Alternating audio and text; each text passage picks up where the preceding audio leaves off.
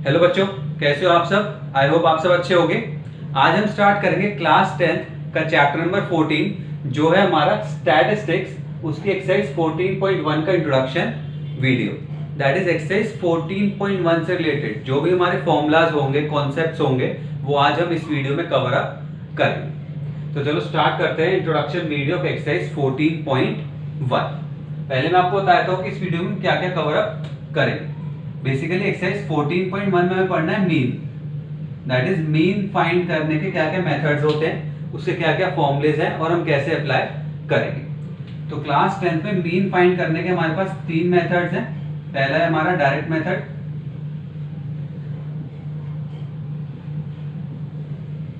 Second है हमारा assumed mean method,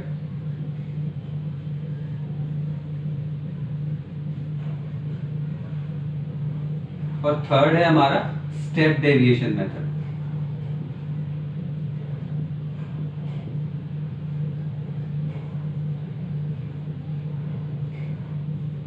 अब मैं सोच रहा हूँ तीनों अगर मैं methods, direct method, assume mean method और स्टेप डेविएशन मेथड अगर एक ही वीडियो में बनाऊंगा तो वीडियो लेंथी हो जाएगी। इसलिए क्या करूंगा, एक्सरसाइज 14.1 को 3 पार्ट में डिवाइड कर लेंगे। फर्स्ट पार्ट में हो जाएगा हमारा डायरेक्ट मेथड, सेकंड पार्ट में हो जाएगा हमारा assume mean method, and third part में हम पढ़ लेंगे what is step deviation methods. इसके फॉर्मूलाज, कॉन्सेप्ट्स और एक दो एग्जांपल सॉल्व करेंगे। तो चलो स्टार्ट करते हैं मीन। उसके बाद पहले मीन समझाऊंगा, फिर समझेंगे डायरेक्ट मेथड इस वीडियो में। चलो बच्चों स्टार्ट करते हैं मीन से। पहले मीन का मीनिंग समझ लेते हैं। मीन का मीनिंग होता है बेसिकली एवरेज। अगर किसी भी डेटा का हम एवरेज फाइंड कर रहे हैं, इसका मतलब हम उसका मीन फाइंड कर रहे हैं। इसे हम डिनोट करते हैं एक्स बार से। मीन को हम डिनोट करते हैं एक्स बार से, दैट इज मीन। और इसका फॉर्मूला क्या होता है basically, sum of all observations, sum of all observations upon total number of observations।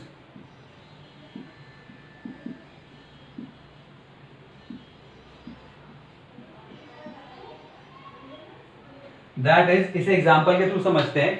Suppose हमें डेटा गिवन है और हमें उसका मीन फाइंड करना है। तो सपोज उन्होंने हमें डेटा दिया एग्जांपल में और कहा इसका मीन फाइंड करो। तो 3, 5, 7, 9 एंड 11, सपोज ये हमें डेटा गिवन है और वो कह रहे हैं इसका मीन फाइंड करो। तो हम मीन कैसे फाइंड करेंगे, मीन होता है हमारा x बार एंड इसका फॉर्मूला क्या होता है, sum of all observations. That is जितनी भी हमें ऑब्जर्वेशंस दे रखी है उनका सम कर लो। तो आप पहले फॉर्मूला लिखोगे, उसके बाद क्या करोगे, नेक्स्ट स्टेप में इसका सम कर दोगे। That is 3 + 5 + 7 + 9 + 11 upon total number of observations. Total number of observations कितनी है, काउंट करो, 1, 2, 3, 4 एंड 5। तो अपॉन 5। अब इसे सॉल्व कर लेंगे बेसिकली। तो 11 + 9 इज 20, 27, 32 एंड 35। तो ये आ गया हमारे पास 35 अपॉन 5। तो हमारे पास आंसर क्या आ गया, 7। दैट मीन्स इस डेटा का, जो भी डेटा गिवन था, उसका मीन आ गया हमारे पास 7। कुछ नहीं था, डायरेक्ट हमें कहा इसका मीन फाइंड करो, तो हमने फॉर्मूला लगाया sum of all observations upon total number of observations. अब एग्जाम में इस तरीके के क्वेश्चंस नहीं आएंगे क्योंकि ये था हमारा बेसिक कॉन्सेप्ट जो हमें 9th में पढ़ा था। अगर आया भी तो 1 मार्क्स क्वेश्चन आ जाएगा। अब हमें डेटा कैसे गिवन होगा, टैबुलर फॉर्म में। ठीक है, तो ये तो मैंने आपका पहले बेसिक क्लियर करा कि मीन क्या होता है। अगर हमें रॉ फॉर्म, अनऑर्गेनाइज्ड फॉर्म में डेटा गिवन होता है तो हम उसे ऐसे फाइंड कर लेते हैं मीन। ठीक है, इसका स्क्रीनशॉट लो। अब पढ़ते हैं जब डेटा टैबुलर फॉर्म में गिवन होगा तो कैसे मीन फाइंड करेंगे। अब देखो बच्चों समझ लेते हैं मीन हम कैसे फाइंड करेंगे जब डेटा हमें टेबल की फॉर्म में गिवन होगा। तो देखो समझते हैं, ये जो डेटा हमें गिवन है ये टेबल की फॉर्म में गिवन है और ये अनग्रुप्ड डेटा है। कैसा डेटा है, अनग्रुप्ड। दैट इज इस डेटा में यहाँ पे ग्रुप्स डिफाइंड नहीं है। ठीक है, यहाँ पे ग्रुप्स बने हुए नहीं है। कुछ डेटा में ऐसे गिवन होंगे टेबल की फॉर्म में ऐसे करके 10 से 20, 20 से 30, 30 से 40 एंड सो ऑन। वो वाले एग्जांपल्स भी हम लेंगे, इसके बाद वही समझाऊंगा आपको। ग्रुप डेटा पहले समझो, जब अनग्रुप्ड डेटा होता है तो हम कैसे फाइंड करते हैं मीन। तो टेबल की फॉर्म में अनग्रुप डेटा गिवन है। अब पहले समझते हैं टेबल में हमें क्या गिवन है। ये हमें मार्क्स दे रखे हैं, स्टूडेंट के कितने मार्क्स आए हैं और कितने स्टूडेंट ने वो मार्क्स ऑब्टेन करे। दैट इज 10 मार्क्स 2 स्टूडेंट्स के आए हैं, 20 मार्क्स 2 स्टूडेंट्स के आए हैं, 30 मार्क्स 5 स्टूडेंट्स के आए हैं, 40 मार्क्स 7 स्टूडेंट्स के आए हैं एंड 50 मार्क्स 4 स्टूडेंट्स के आए हैं। तो टेबल समझ में आ गया, टेबल में क्या गिवन है। अब देखो, जब टेबुलर फॉर्म में डेटा गिवन होता है तो हम मीन कैसे फाइंड करते हैं। मीन का हमारा बेसिक एक फॉर्मूला होता है एक्स बार, या फिर हम कहते हैं mean equals to summation x i f i upon summation f i. अब आप कहोगे सर फॉर्मूला क्या लिख दिया आपने, समझाऊंगा, रटना मत, फॉर्मूला समझ में आ जाएगा, उसकी हेल्प से लर्न भी हो जाएगा। तो देखो इसमें समेशन, समेशन का हमारा बेसिक मतलब होता है sum of all, sum of all. ये जो x है ये हमारी ऑब्जर्वेशंस, दैट इज हमने कौन कौन सी ऑब्जर्वेशंस ली हैं। दैट इज हमने 10 मार्क्स लिए हैं, 20 मार्क्स आए हैं स्टूडेंट्स के, 30 आए हैं, 40 आए हैं, 50 आए हैं। तो ये हो गया हमारा x। एंड f होती है हमारी फ्रीक्वेंसी। f क्या होती है, फ्रीक्वेंसी। दैट इज जो ऑब्जर्वेशन आई है वो कितनी बार आई है। ये 10 मार्क्स 2 बार आए हैं, 20 मार्क्स 2 बार आए हैं, तो ये f है हमारी। फ्रीक्वेंसी मीन जो हमारी ऑब्जर्वेशन है वो कितने टाइम अकर करेगी, तो ये हो गई हमारी f, ये कॉलम हो गया हमारा f का। अब समझो ये फॉर्मूला कह क्या रहा है, ठीक है, इसे हम अप्लाई कैसे करेंगे।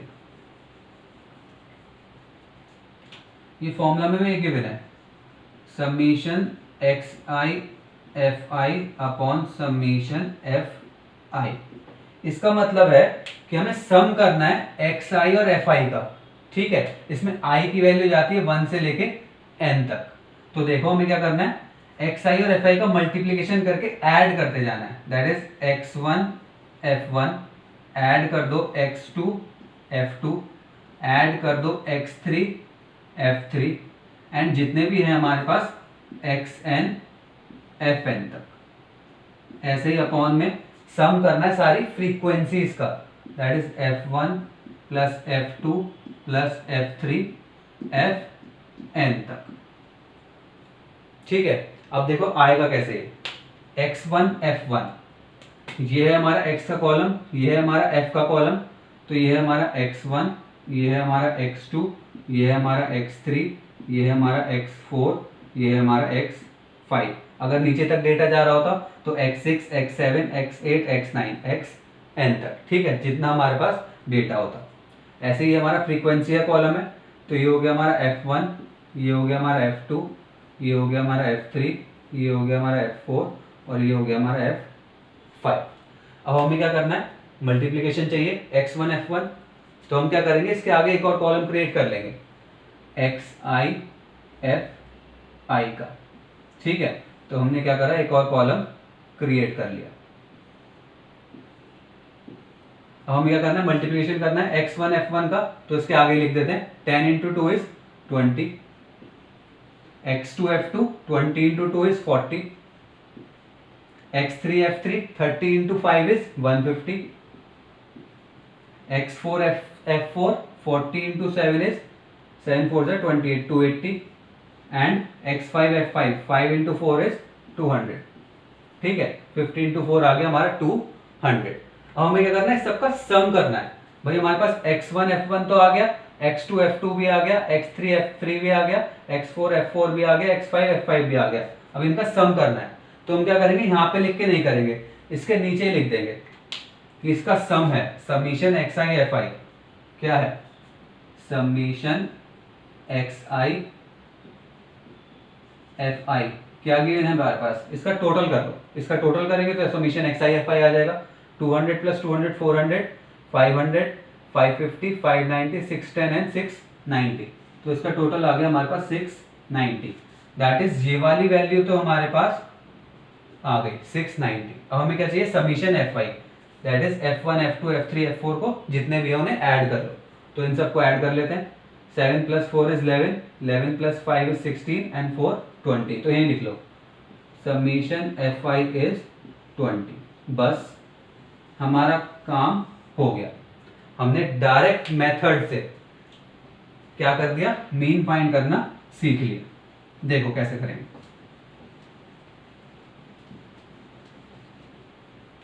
सिर्फ फॉर्मूला लिखना है, मैं आपको बताऊंगा हमें एग्जाम में कैसे लिखना है। ठीक है, आपको एग्जाम में सिर्फ फॉर्मूला लिख के आना है ये वाला। ठीक है, मीन हो गया हमारा सिग्मा एक्स आई एफ आई। उसके बाद हमें गिवन क्या था, ये दो कॉलम्स गिवन थे।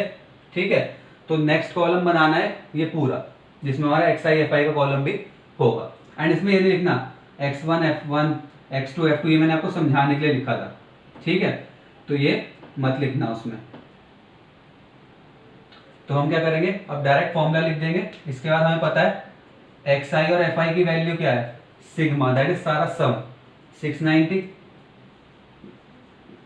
अपॉन सिग्मा एफ आई क्या है 20। तो 0 से 0 कैंसिल आउट हो गया, हमारे पास आ गया 69 अपॉन 2। तो इसकी वैल्यू आ गई हमारे पास 34.5। देखो आंसर तो सिर्फ 2 लाइन का था और हमें एक कॉलम और ऐड करना है, लेकिन समझाने में थोड़ी देर लगी। और जब क्वेश्चन सॉल्व करोगे तो बहुत इजीली सॉल्व होंगे। समझो हमने क्या करा था, हमें 2 कॉलम गिवन थे, तो हमने कहा हमें एक्स आई और एफ आई की मल्टीप्लीकेशन चाहिए, तो हमने मल्टीप्लीकेशन करके सामने लिख दिया। उसके बाद क्या करना था, इसका सम चाहिए था, तो इस पूरे का सम लिख दिया यहाँ पे नीचे। ऐसे पूरी फ्रीक्वेंसी का सम चाहिए था, तो वो लिख दिया हमारे पास 20। अब क्या करना है, फॉर्मूला सिर्फ अप्लाई करना है, उसमें वैल्यूज पुट करनी है 690 अपॉन 20 और हमारे पास आंसर आ जाएगा 34.5। तो ये क्या है, हमारा मीन फाइंड करने का direct method. That is direct method से हम मीन कैसे फाइंड करते हैं। अभी तो हमें टेबल में अनग्रुप्ड डाटा गिवन था। ठीक है, ये हमें क्या था, अनग्रुप्ड डाटा। तो आप इसका स्क्रीनशॉट लो। अब डायरेक्ट मेथड अप्लाई करेंगे, एक और क्वेश्चन कराऊंगा, उसमें डेटा ग्रुप्ड फॉर्म में गिवन होगा। बिल्कुल सेम फॉर्मूला है, बस एक स्टेप इंक्रीज हो जाएगा, बिल्कुल सेम फॉर्मेट। तो इसे कॉपी करो, अब ग्रुप डाटा के लिए पढ़ेंगे इसके बाद। अब देखो बच्चों, हम मीन कैसे फाइंड करते हैं जब हमें डेटा ग्रुप्ड फॉर्म में गिवन हो। अब आप देख रहे हो टेबल की फॉर्म में गिवन है डेटा हमें। ठीक है, तो ये टेबुलर फॉर्म में गिवन हो गया हमें डेटा। एंड जो हमें ग्रुप्स गिवन है, that is 10 to 20, 20 to 30, 30 to 40। तो ये क्या हमारा ग्रुप्ड फ्रीक्वेंसी डिस्ट्रीब्यूशन टेबल, इसे हम क्या कहते हैं, ग्रुप्ड फ्रीक्वेंसी डिस्ट्रीब्यूशन टेबल। ठीक है, अब देखो इसमें हम मीन कैसे फाइंड करेंगे। पहले मैं आपको कुछ चीजें बता दूं। जब हमें ग्रुप डेटा गिवन होता है, सबसे पहली प्रॉब्लम हमें क्या आती है कि हम ग्रुप डेटा यूज क्यों करते हैं। 5 मिनट लूंगा, आपको सब कुछ समझ में आ जाएगा।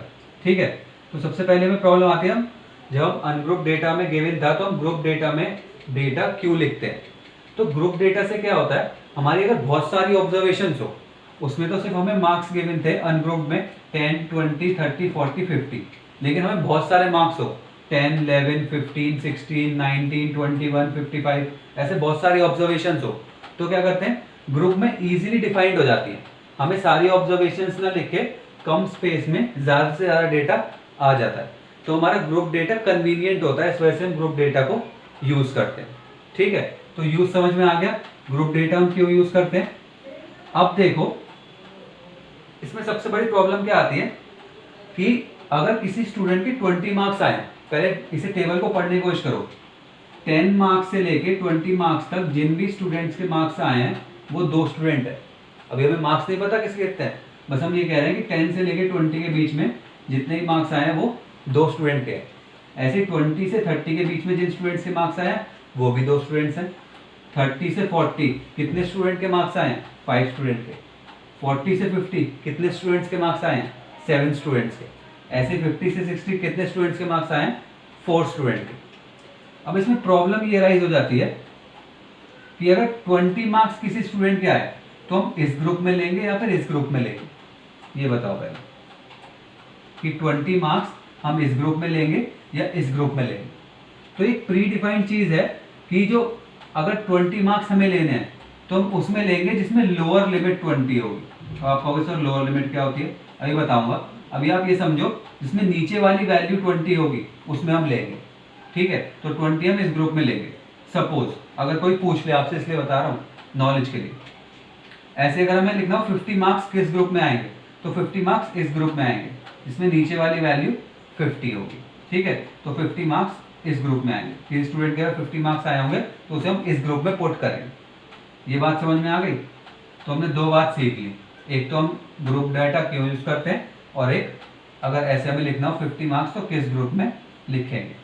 अब देखो एक चीज होती है क्लास विथ या फिर क्लास साइज, एंड एक चीज होती है क्लास इंटरवल, फिर एक चीज होती है हमारी लोअर क्लास लिमिट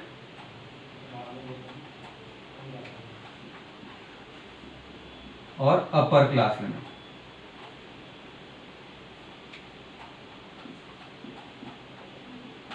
इन चारों चीजों को समझो, उसके बाद समझ लेंगे मीन हम कैसे निकालते हैं ग्रुप फ्रीक्वेंसी डिस्ट्रीब्यूशन टेबल में, ठीक है। अब समझ लो क्लास विथ, सबसे पहले समझते हैं क्लास इंटरवल क्या होता है।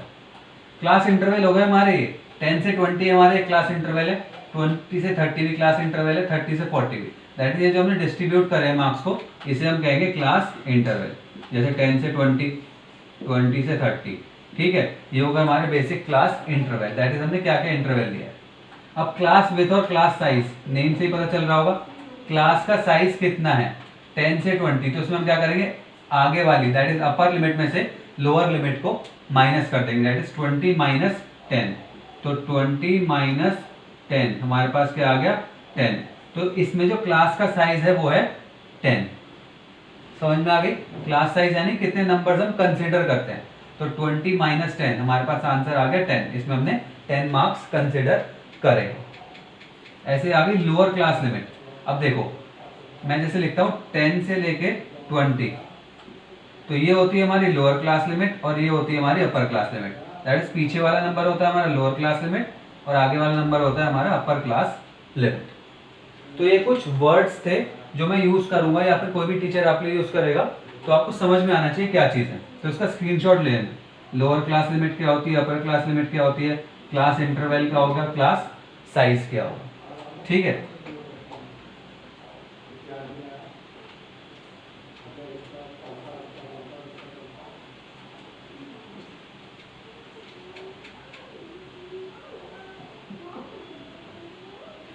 अब देखो समझ लेते हैं, बहुत आसान है, ग्रुप फ्रीक्वेंसी डिस्ट्रीब्यूशन टेबल।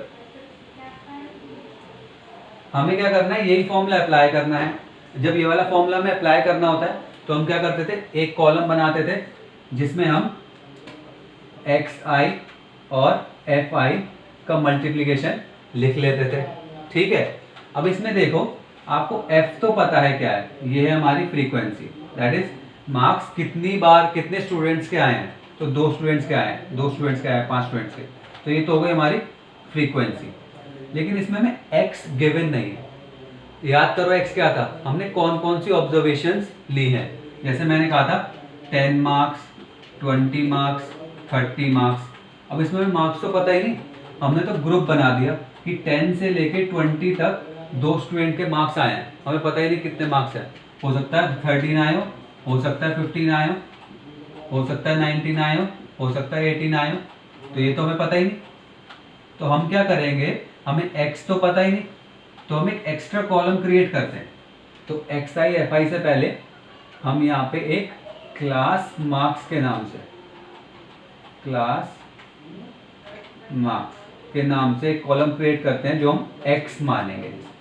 अब कैसे निकालेंगे वो, हम क्या कहते हैं कि जब हमें पता नहीं तो हम सेंटर पे वैल्यू ले लेते हैं, दैट इज इन दोनों को प्लस करेंगे 20 प्लस 10 और 2 से डिवाइड कर देंगे, तो जो हमारी वैल्यू आएगी वो ही हो जाएगा हमारा x, that is middle value आ जाएगी। इन दोनों का एवरेज ले लो, तो 20 प्लस 10 इज 30 बाई 2, ये आ गया हमारा 50, तो 15 हो गई हमारी वैल्यू जिसे हमसे मल्टीप्लाई करना है, या फिर ये हो गया हमारा x, हमने ये मान लिया, ठीक है। तो हम इसमें एज्यूम कर लेते हैं, तो दैट इज हमारा सिर्फ इसमें एक कॉलम और क्रिएट होगा। अनग्रुप में हमें गिवन थे ऑब्जर्वेशंस, इसमें हमने ऑब्जर्वेशंस मान ली कि मिडिल वैल्यू है, इन दोनों को प्लस करके 2 से डिवाइड। ऐसे देखो 30 प्लस 20 इज 50, 50 बाई 2 इज 25, ऐसे ही 40 प्लस 30 70, 70/2 इज 35। ऐसे नेक्स्ट आ जाएगी हमारी 45 और ये आ जाएगी हमारी 55। 60 प्लस 50 इज 110 प्लस 2 इज 55। तो हमारा जो एक और कॉलम क्रिएट हुआ उसमें हमें x मिल गया, क्योंकि ग्रुप में हमें x गिवन नहीं था। समझ में आ गई बात? ग्रुप में हमें x गिवन नहीं था, इसलिए हमने x यहाँ पे फाइंड कर लिया। अब सिंपली क्या करना है, हमें पता है xi fi निकालना होता है, तो कॉलम क्रिएट कर दो xi fi,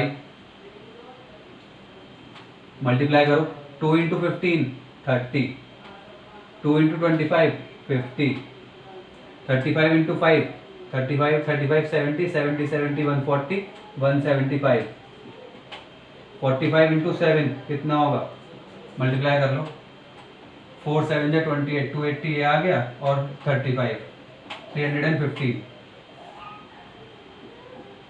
ठीक है, 4 इंटू 55 220। तो ये क्या आ गए हमारे xi fi। हमें तो सम चाहिए होता है, सिग्मा fi यानी कि सम सबका, तो इसका सम कर लो सिग्मा xi fi कितना आ जाएगा 200 और 300 500 600 680 एंड 700 780 790। तो ये आ गया हमारा 790।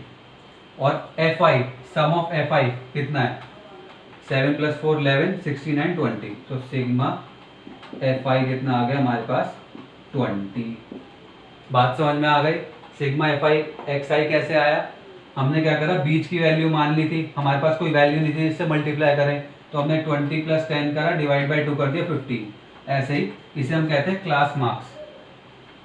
क्लास मार्क्स इसे हम कैसे फाइंड करते हैं, upper limit plus lower limit divided by 2। Upper limit बता दी मैंने आपको क्या होती है, plus lower limit divided by 2। ठीक है, इसे फॉर्मूले को नोट कर लेना, वैसे आप डायरेक्ट लिख सकते हो, कोई दिक्कत नहीं। जब हमने फाइंड कर लिया तो हमें xi fi चाहिए था, तो उससे हमने xi fi को निकाला, फिर सबका सम कर दिया। ठीक है, क्योंकि सबका सम चाहिए था, तो ये सिग्मा xi fi आ गया, ये आ गया सिग्मा fi। अब सीधा डायरेक्ट फॉर्मूले पुट कर देते हैं। इसकी वैल्यू क्या है 790, इसकी वैल्यू क्या है 20। सॉल्व कर लो, 0 से 0 कैंसिल आउट हो गया, 79/2। तो कितना आ गया 39.5। क्या आ गया हमारे पास 39.5। ये कौन सा मेथड है हमारा, डायरेक्ट मेथड। तो हमने डायरेक्ट मेथड सीख लिया, अनग्रुप डेटा के लिए भी और ग्रुप डेटा के लिए भी। कुछ नहीं था, ये सिर्फ फॉर्मूला अप्लाई करना था। ठीक है, जब अनग्रुप डेटा था तो हमने डायरेक्ट मल्टीप्लाई कर दिया, और जब ग्रुप डेटा आया तो हमारे पास x की वैल्यू नहीं थी, तो हमने वो फाइंड करके फिर xi fi निकाल के सॉल्व कर लिया। तो इस वीडियो में यही था। पहली वीडियो में आपको सिर्फ डायरेक्ट मेथड सिखाऊंगा, अब जब पार्ट 2 अपलोड करूंगा तो उसमें आपको आएगा एज्यूम मीन मेथड। ठीक है, तो इसके क्वेश्चंस ट्राई करना, एग्जांपल्स दे रखे हैं, वैसे एक करके अपलोड करूंगा, लेकिन डायरेक्ट मेथड समझ में आना चाहिए। ठीक है, बिल्कुल बेसिक से समझाया एंड तक। तो अगर वीडियो पसंद आई तो लाइक करना, चैनल को सब्सक्राइब कर लेना, अपने फ्रेंड्स के साथ शेयर करना, और इस चैप्टर से, इस वीडियो से कोई भी प्रॉब्लम हो तो कमेंट बॉक्स में ज़रूर पूछना। नेक्स्ट वीडियो मिलते हैं।